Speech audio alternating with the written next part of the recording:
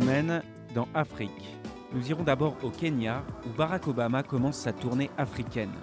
Nous reviendrons sur l'Obamania qui règne dans le pays qui a vu naître son père. Nous nous rendrons ensuite au Bénin, où un prêtre entend combattre la pauvreté avec des légumes bio.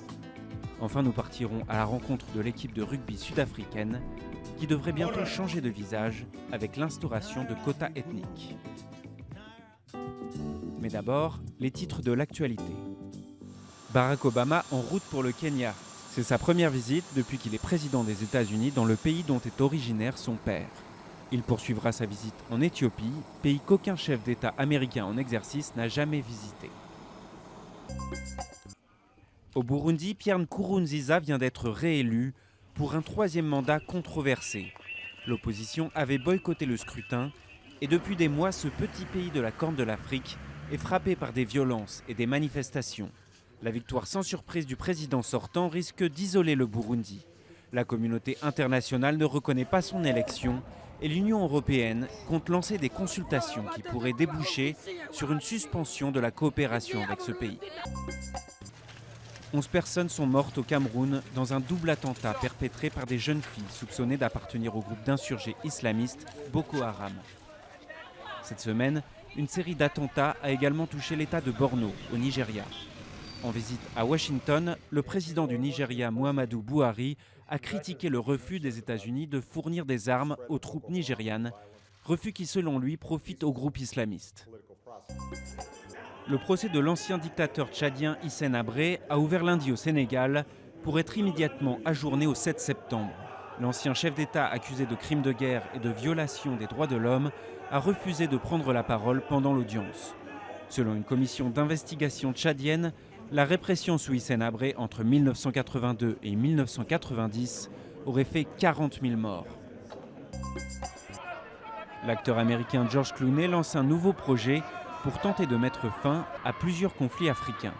La Sentinelle est censée enquêter sur les fonds qui alimentent les guerres civiles au Soudan du Sud, mais aussi au Soudan, en Centrafrique et en République démocratique du Congo. Barack Obama entame sa tournée africaine au Kenya, pays qui a vu naître son père et où un accueil particulièrement chaleureux l'attend. Welcome président Obama. À la veille de la visite du président américain au Kenya, la patrie de ses ancêtres, le pays est obnubilé par le retour de l'enfant prodigue. Il est d'ici, c'est l'un des nôtres et nous sommes prêts à l'accueillir avec une surprise digne d'un héros. En tant que Kenyans, nous sommes très impatients. Obama est très important pour nous, nous sommes heureux. Une Obamania qui a envahi Nairobi, la capitale du Kenya, à l'image de ce bus aux couleurs des États-Unis.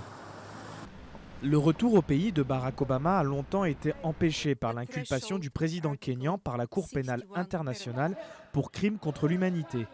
Mais les poursuites ont depuis été abandonnées.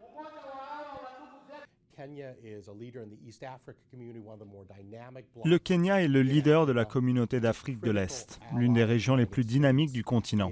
C'est un allié crucial des États-Unis pour la stabilité régionale et pour contrer le terrorisme. Ce pays a un poids important sur ses frontières avec malheureusement des attaques d'Al-Shabaab et autres groupes extrémistes. Mais c'est aussi un pays qui accueille des centaines de milliers de réfugiés depuis plus de 20 ans. C'est pour toutes ces raisons que sa visite est importante.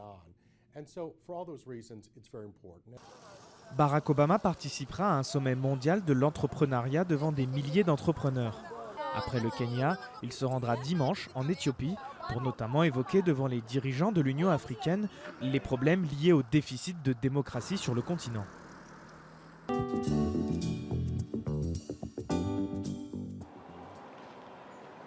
Des tomates bio cultivées avec soin jusqu'à la récupération des fientes de poules pour en faire du biogaz. Ici, à la ferme Songhai au Bénin, rien ne se perd, tout se transforme.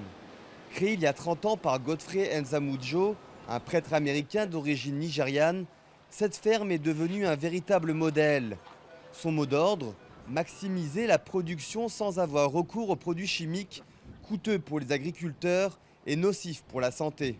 Ce n'est pas n'importe quelle production, mais une production saine. Une production qui assure la bonne santé pour les producteurs et pour le consommateur et pour le sol.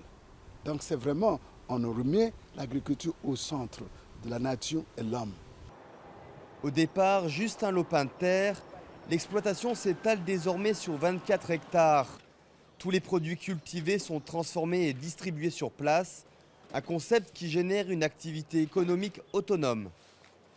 On a réparé cette image de l'Afrique, l'Afrique qui tend la main, l'Afrique qui reste vraiment victime de ça. Mais quand vous regardez les jeunes aujourd'hui, vous voyez les gens vraiment debout, les gens qui sont prêts à attaquer, qui sont prêts vraiment à prendre en main l'avenir. Quotidiennement, une armée d'employés et d'apprentis s'active pour produire des fruits, des légumes et du riz, mais aussi élever des poissons, des porcs et des volailles. Paul suit un atelier pâtisserie. Il souhaite reprendre l'activité agricole de ses parents afin de travailler de façon plus rentable. D'abord, avec la méthode moderne, il y a la rapidité des activités.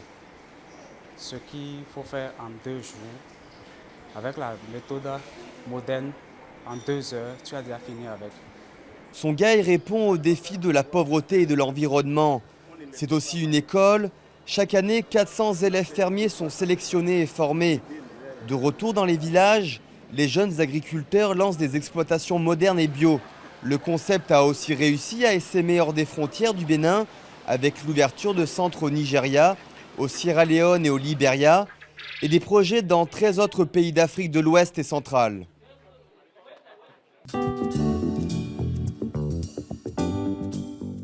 En Afrique du Sud, le rugby reste un sport de riches blancs.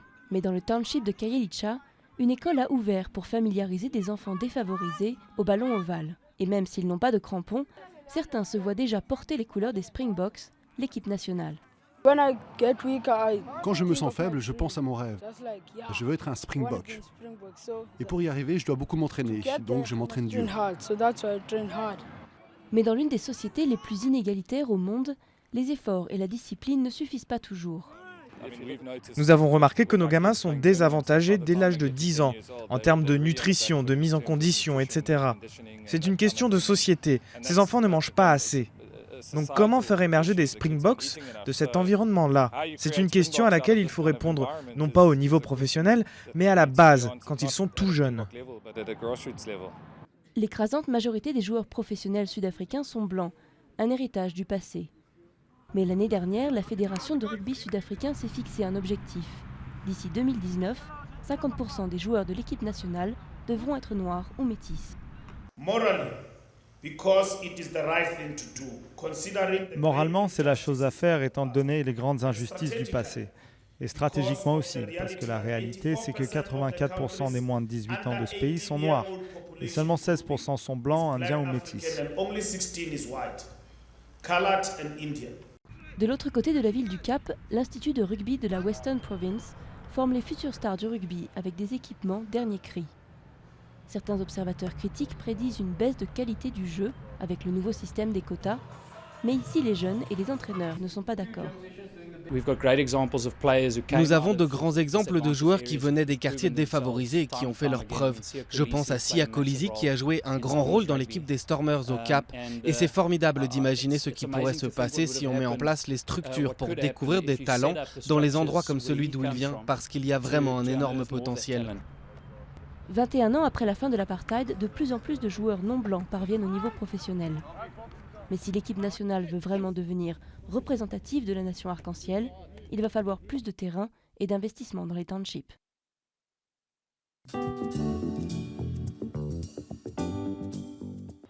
Roger Federer est au Malawi. Le numéro 2 du tennis mondial a posé sa raquette pour cette paire de ciseaux. Il inaugurait un centre d'aide à la petite enfance financé par sa fondation dans ce pays pauvre d'Afrique australe. Plus d'1 million d'enfants n'y ont pas accès à la crèche ou à l'école maternelle.